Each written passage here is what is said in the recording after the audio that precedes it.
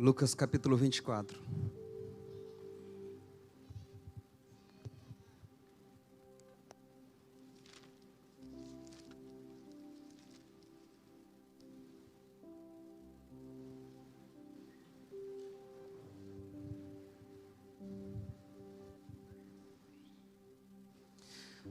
O tema que me foi sugerido foi intimidade com o próximo.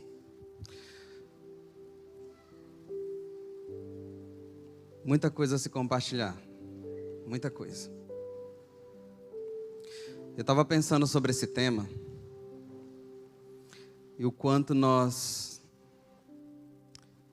estamos distante de entender isso na prática. Nós temos, mais ou menos, em média, pelo menos eu estava olhando no meu Facebook, quase 1000 amigos.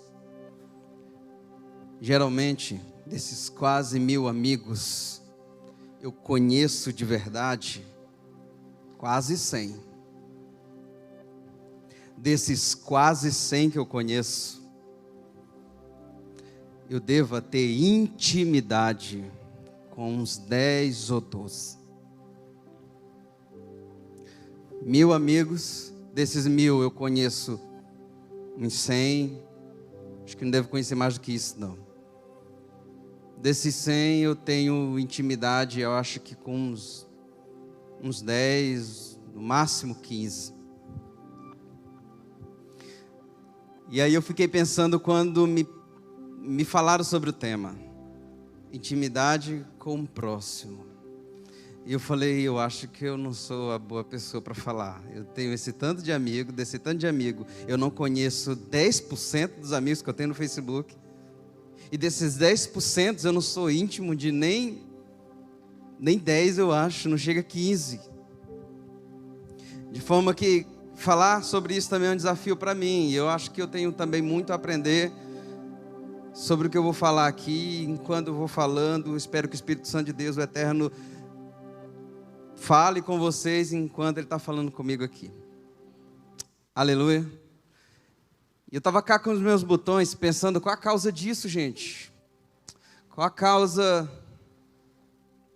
de sermos tão isolados assim? O que está acontecendo com a gente? E um dos ingredientes que eu percebo que nos falta é amor. Acho que nos falta disposição para amar. Porque nós estamos virtualmente cercados de pessoas e sozinhos ao mesmo tempo. A culpa não é só desses 1000, gente. A culpa é minha também.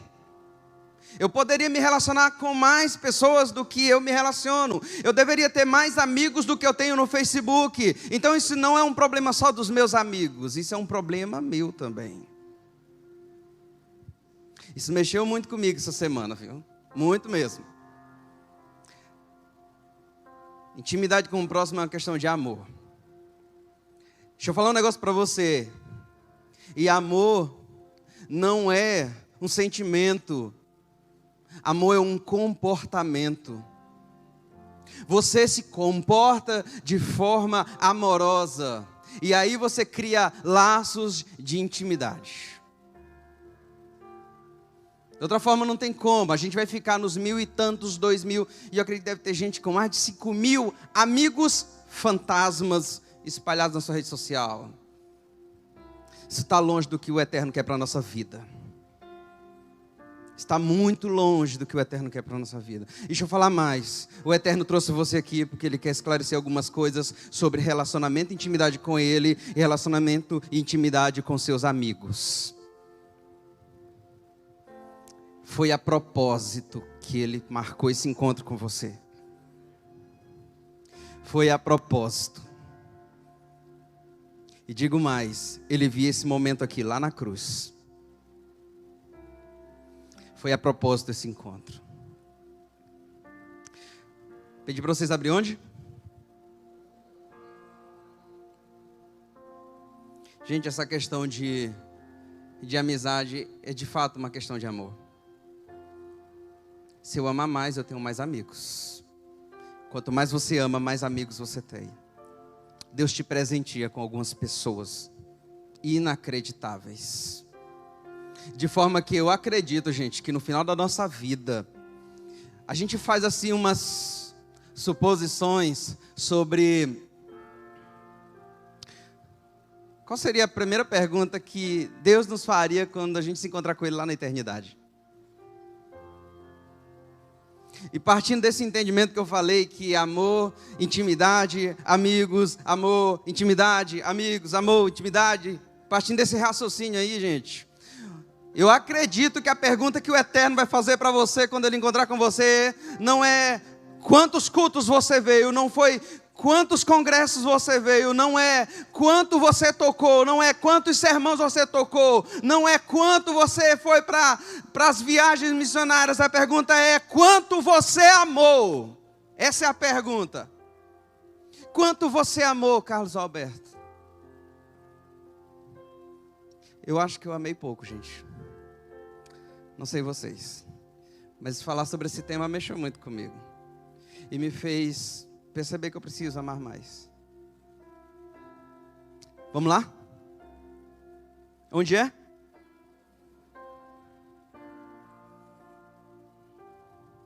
Lucas capítulo 24.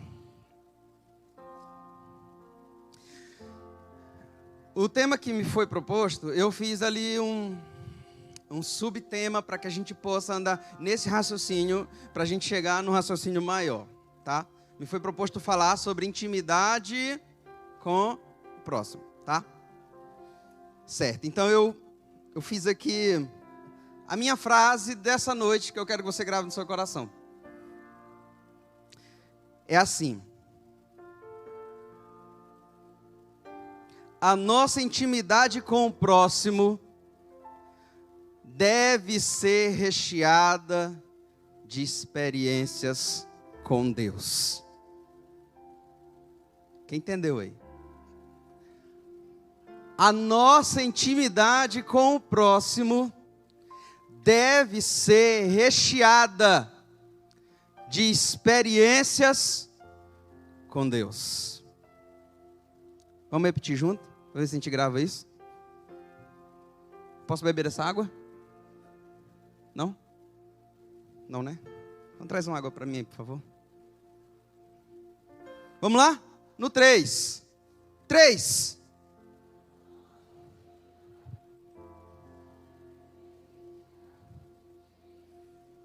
Ok. Vamos agora com todo mundo agora. Vou repetir mais uma vez para a gente massificar o raciocínio, tá? A nossa intimidade com o próximo deve ser recheada de experiências com Deus. Vou falar mais uma vez. Gente, eu tenho até que horas? Não fala isso, cara. Vão vendo aí. A nossa intimidade com o próximo... Não, eu vou mudar aqui, tá? Eu vou mudar aqui. As minhas intimidades com os meus amigos... A minha intimidade com os meus amigos devem ser recheadas de experiência com Deus. Agora você não tem que me ajudar, porque eu mudei do que está aqui. De vez em quando eu corri o olho aqui, aí eu acertava a frase. Agora você não tem que me ajudar. Vamos lá. A minha intimidade com os meus amigos deve ser recheada. Boa, mas pode ser melhor ainda. Vamos lá. A minha com os deve de experiências com Deus. Entenda uma coisa: a amizade que você tem é o bolo, a cereja desse bolo são as experiências que você vive com o Eterno. A amizade que você tem que ser recheada, cheia de experiências com o Eterno. Aleluia? Agora a gente vai lá. Deixa eu só beber um gole d'água aqui. Valeu, Gabi.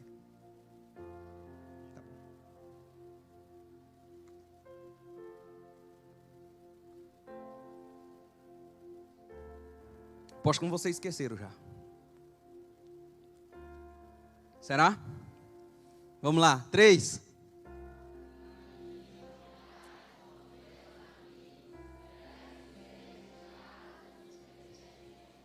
Boa! Muito bom. 24, a partir do verso 13. Naquele mesmo dia, iam 2 dos discípulos para uma aldeia que estava a mais ou menos 60 estádios de distância, que tinha o nome de...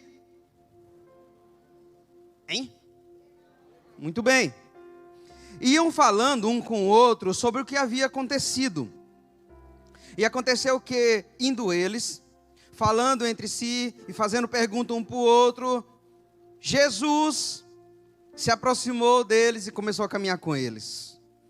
Mas os seus olhos estavam como impedidos de o reconhecer. E ele, Jesus, lhe disse: o que vocês estão conversando enquanto vocês estão caminhando? E por que o coração de vocês está tão triste? E respondendo um, cujo nome era Cleopas, disse: tu deve ser o único forasteiro em Jerusalém que não sabe dos últimos acontecimentos que houve. Jesus perguntou: quais? Quais? Vamos lá? 3. Gente, estou dizendo que vocês esqueceram. 3, vai!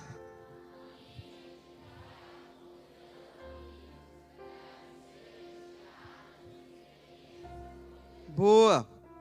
E eles disseram as que aconteceram a respeito de Jesus o Nazareno, que era um homem profeta, poderoso em obras e palavras diante de Deus e diante dos homens. E como os principais dos sacerdotes e os principais autoridades o condenaram à morte e o crucificaram. Olha que nós esperávamos que ele fosse quem iria redimir Israel. Mas agora, depois de tudo isso que já houve, e já é o 3º dia que essas coisas aconteceram. Bom, é bem verdade que algumas mulheres dentre nós se maravilharam, as quais de madrugada foram até o sepulcro, e não achando o seu corpo, voltaram dizendo que também tinham visto visão de anjos que disseram que ele vive.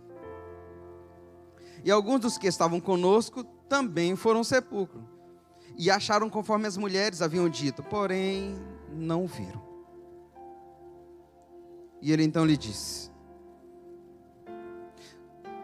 ó nércios, como vocês são tardos de coração para crer em tudo que os profetas disseram. Porventura não convinha que Cristo padecesse essas coisas e entrasse em seguida na sua glória? 3.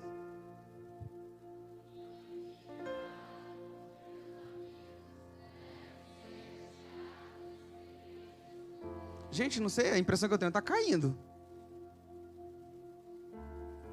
E então Jesus começou a explicar desde Moisés, passando pelos profetas, explicava tudo que havia nas Escrituras. E chegando à aldeia para onde ia, ele fez como quem ia adiante. Mas eles o constrangeram, dizendo: fica conosco, porque já é tarde. E já se declinou o dia. E entrou para ficar com eles. E aconteceu que, estando eles na mesa, ele tomou o pão, abençoou, partiu e deu a eles. Nesse momento, seus olhos foram abertos e eles reconheceram ele e ele desapareceu. Ponto. 3.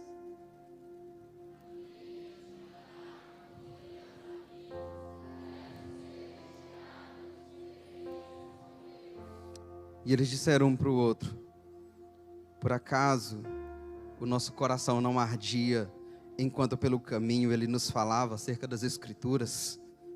E naquela mesma hora eles se levantaram e foram a Jerusalém e acharam junto os 11 e os outros que estavam com ele, os quais diziam: verdadeiramente o Senhor ressuscitou e já apareceu a Simão. E eles lhe contaram tudo o que aconteceu no caminho e como deles foram reconhecidos no partir do pão. 3.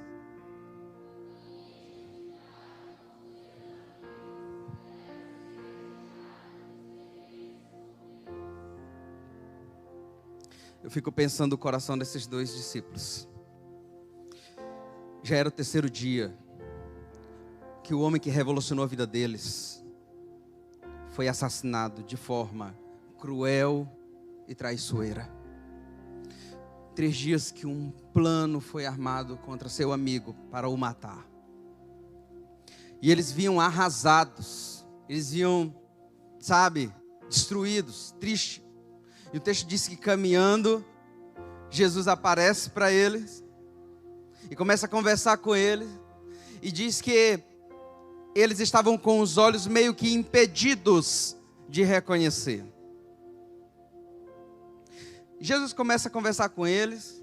E Jesus vai falando sobre o propósito de Deus na vida dele, Jesus, e como tudo isso deveria acontecer.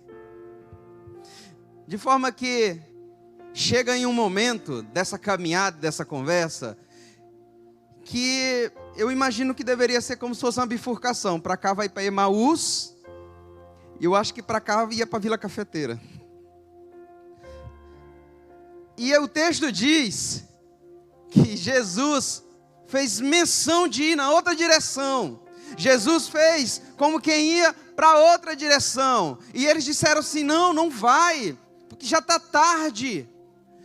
Ainda falta uma distância grande até chegar no outro vilarejo. Fica conosco aqui, Emaús. Eu penso que a conversa dele deve ter sido assim, insistente. Fica conosco, já é tarde, pode ser perigoso. Então amanhã você continua, fica conosco aqui na nossa casa. Emaús está aqui já, a entrada. 3.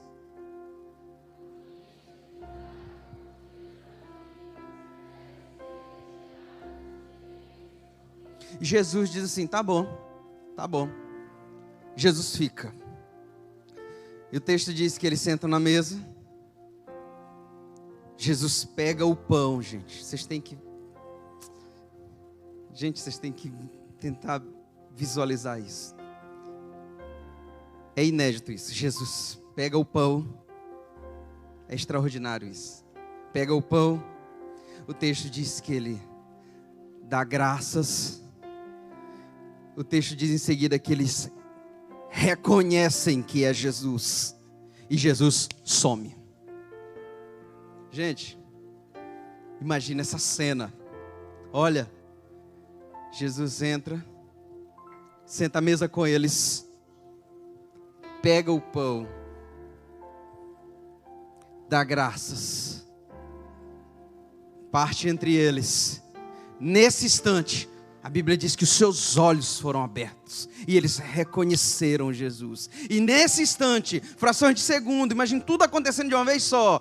Jesus pega o pão, Jesus dá graças, parte entre eles, eles olham e reconhecem a Jesus e Jesus some da vista deles de imediato. Eu fico aqui pensando o que passou no coração desses dois homens. E sabe o que vem na minha mente? Sabe o que vem na minha mente? Lembranças. Eu imagino que eles devem ter acontecido essa cena aqui. Jesus pega o pão, agradece, parte, dá para eles. Eles olham para Jesus, reconhecem. E eu penso cá comigo que deve ter passado um filme na cabeça deles. Eu já vi essa cena. Cleopas, você já viu essa cena? Eu já vi essa cena. Jesus some e eles ficam, eu vi essa cena em algum lugar. Onde foi? Ah, me lembro. Vocês lembram? Vamos dar uma volta aqui comigo? Alguém pode abrir comigo em Mateus? Mateus, no capítulo 14, do 17 ao 19, diz o seguinte. A primeira vez que isso aconteceu, então lhes disseram, não temos nada aqui senão 5 pães e 2 peixes. E ele disse, traze-me aqui. E tendo mandado que a multidão se assentasse sobre a relva, tomou os 5 pães e 2 peixes. Olha essa cena, gente, acontecendo. Erguendo os olhos ao céu, abençoou e partiu o pão. Sabe onde eles viveram isso de novo, gente?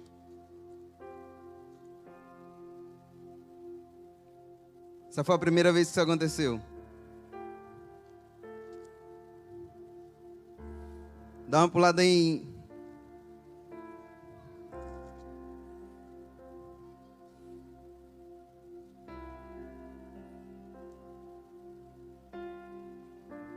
Mateus capítulo 15, o versículo 36.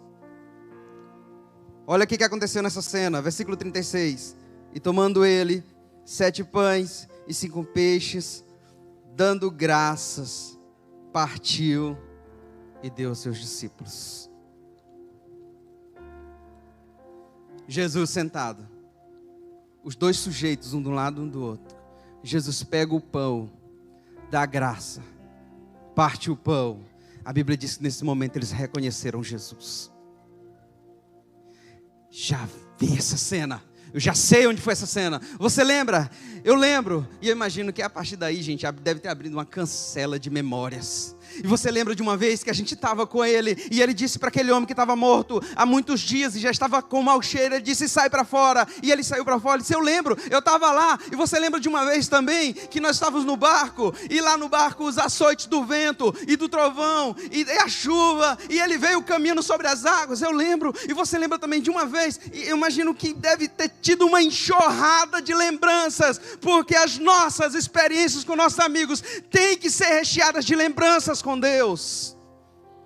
Tem que ser recheada. Meu amigo, se você tem amigos que você não tem experiências com Deus para viver com Ele, você não viveu, você passou pela vida. Você passou por ela, você não viveu. Porque deixa eu te falar uma coisa.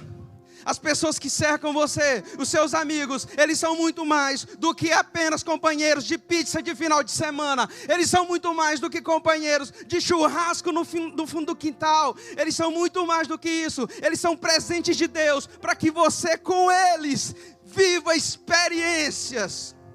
E que você possa dizer: eu tenho experiências com meus amigos. Sabe, esses 2 homens, eu fico imaginando eles depois conversando, e eles olham um para o outro e falam assim: é por isso que pelo caminho, enquanto ele nos falava, o nosso coração ardia. Gente, eu me lembro de uma vez, deixa eu te contar aqui uma experiência com os meus amigos, com alguns amigos. Eu me lembro de uma vez, já compartilhei isso uma vez com um grupo de louvor lá da minha igreja. Eu me lembro de uma vez que, quando teve aquela enchente lá naquele bairro, que as casas ficaram mergulhadas. Foi o bairro, gente? Parque Alvorada, né? Quando a água baixou um pouco, mas ainda ficou muito alta. E a gente chegou lá com um monte de comida. E já estava, sabe, passando a hora do almoço. E eu lembro que eu estava com os meus amigos lá. E eu lembro que de um pedaço do bairro e o outro pedaço, uma rua, virou um rio, com correnteza e tudo. Um rio. E do outro lado tinha gente idosa, e tinha crianças que não tinham comido nada ainda desde o raiar do dia. Muita gente do lado de cá tinha comido porque outros irmãos de outras igrejas trouxeram alimento bem mais cedo do que nós. De forma que os que estavam do lado de cá estavam abastecidos, mas os que estavam do lado de lá ainda não. E eles estavam esperando um barco do corpo de bombeiro que ainda não tinha chegado. E ainda era tudo um plano, nada ainda. E eu olhei para aquele rio, e eu olhei para os meus amigos, eu falei assim: vocês teriam coragem de ir comigo? E eles disseram: pastor, se o senhor for, eu vou. E nós botamos as caixas de marmita na cabeça, de pão, de tudo que você pensar. Botamos tudo dentro de umas caixas de papelão e botamos na cabeça. E na metade do caminho, gente, aquela água tinha inundado os quintais, de forma que as privadas estavam transbordadas. As privadas dos quintais tinham transbordado. Enquanto eu estava com a turma lá, nós éramos uns 7. E eu falava para eles, só olhem para frente, não olhem para os lados. Porque quando a gente ia olhando para os lados, a gente via as casinhas. A gente via vendo as casinhas, a gente sabia que aquelas casinhas eram.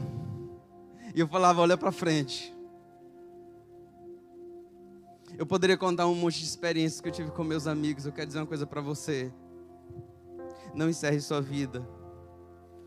Não se conforme apenas com pizzas e churrasquinhos no final de semana. Deus tem experiência para você viver junto com eles. Deus tem experiência para você viver com seus amigos. Deus tem experiência para você viver com eles. Acorda, crente. A gente pode ir além do que nós já fomos. Eu me lembro que nós fizemos um congresso, nessa época, eu e o pastor Carlos Alberto, que ministrou de manhã, nós éramos pastores da mesma igreja. E nós estávamos muito preocupados ainda, o congresso, algumas coisas não estavam encaixando. E eu sou um pouco mais agoniado do que ele. E eu estava preocupado, sentado, o Alberto chegou do meu lado e falou assim, Carlão, vamos ali. E eu segui ele. E nós fomos para debaixo de um pé de caju. E nós oramos e choramos. Muito. Se você vive com seus amigos e você não tem experiências com ele, você não entendeu o propósito que Deus tem na amizade de vocês. Se você tem amigos e você não vive experiências extraordinárias, você não entendeu o propósito que o Eterno tem nesse relacionamento de amizade que você construiu. Não desperdice essas preciosidades que Deus te deu. É para vocês viverem juntos. É para eles olharem, vocês olharem um para o outro. Como esses 2 discípulos olhavam assim. Nós nos lembramos de coisa que vivemos com Ele. E é por isso que quando Ele falava, o nosso coração queimava. Tem jovem aí, gente, que precisa resgatar isso em Deus. Você precisa viver experiência com seus amigos. Eu me lembro na minha juventude, na época de adolescência, a nossa vida era líder da igreja. A gente não tinha mais nada para fazer, a gente inventava de lavar a igreja, só porque a gente queria estar junto, só porque a gente queria estar perto. E aqui tem até uma turma aqui que são os pais deles, só porque a gente queria estar perto, porque a gente sabia que Deus fazia coisas quando a gente estava perto. A gente experimentar, eu sei que, olha, te falar aqui uma coisa, existem experiências que você vai viver sozinho, só você e mais ninguém. Tem experiências que o Eterno tem para a sua vida que você vai vivê-las sozinho. Mas deixa eu te falar outra coisa, existem experiências que Deus reservou para você viver com seus amigos. Existem experiências que Deus reservou para você viver com seus amigos. Deixa eu te falar aqui uma coisa, se durante esses 2 dias e esses 3 momentos que nós tivemos aqui, o Espírito Santo não queimar o seu coração, dizendo assim, Senhor, eu quero ter experiências com meus amigos, você não entendeu o propósito pelo qual Ele te trouxe nessa noite. Não entendeu. Não entendeu. Sabe qual é o meu desejo para essa geração, para essa juventude? Sabe qual é a minha oração para Jubasma? Sabe qual é? É que os seus filhos, os filhos de vocês, ouçam as experiências que vocês tiveram, para que eles tenham ânimo para buscar a deles. Sabe o que eu desejo para Jubasma? Eu desejo que os netos de vocês ouçam ele dizendo assim, meu filho, eu vou contar uma história para você, que é do seu avô.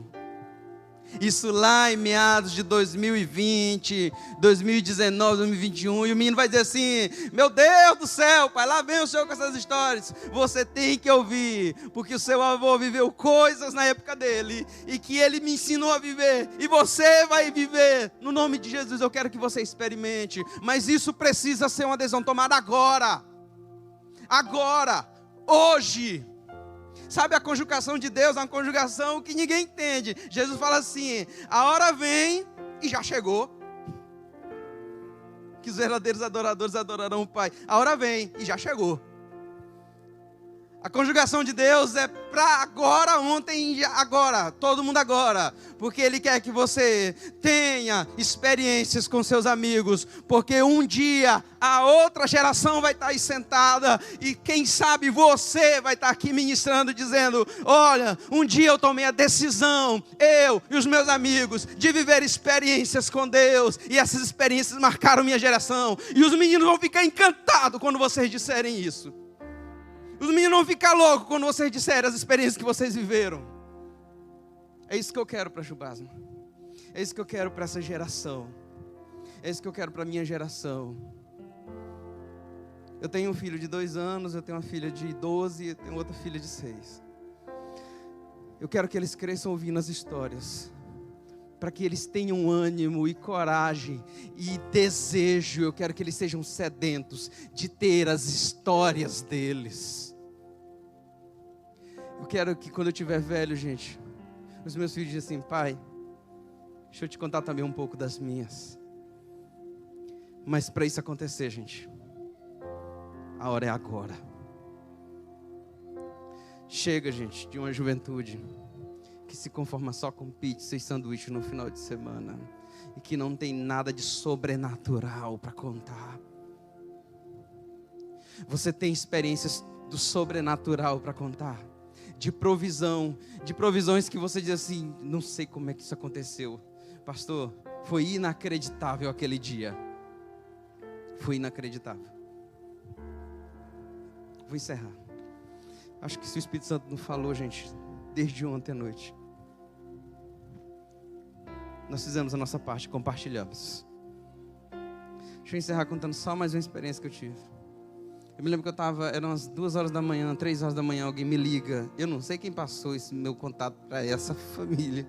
Misteriosamente alguém me liga e não é da minha agenda. Eu atendi 3 da manhã, gente. 3 da manhã você atende e olha se é da agenda e se é muito íntimo. E aí só o número, eu falei: alô, e se você é o pastor Carlos Alberto? Eu disse: sou eu. Ele disse: eu preciso que o senhor viesse aqui orar, porque o meu filho está endemoniado e eu gostaria que você viesse aqui. Ele está quebrando tudo e a gente não consegue controlar. Nessa noite, irmãos, eu liguei para uma porrada de crente. Ninguém quis ir comigo. E eu falei para a Naira, minha esposa: eu vou estar cartada final. Eu vou ligar para um novo convertido. O cara tinha um pouco mais de um mês de convertido. E eu liguei para ele e falei assim: irmão, nós temos uma missão ali. Que é, pastor? Eu contei, tem um rapaz que está sofrendo opressão demoníaca. E a família pediu que a gente fosse lá orar por ele. Ele disse: pastor, o cara não tinha nem um mês de crente. E as experiências na vida dele já começou a acontecer. O cara não tinha nem um mês de crente. O cara já começou a viver experiências. E ele disse assim: pastor, sozinho eu não vou não, mas se eu for, eu vou. E eu falei assim: eu estou passando a tua casa. E nós fomos. Bom, gente, essas foram as minhas experiências. E as suas? Você tem? Você tem experiências com seus amigos sobrenaturais? Ou suas experiências são só dessas coisas comuns, próprias desse mundo, cujo o dono é o maligno? Que Deus abençoe vocês, no nome de Jesus.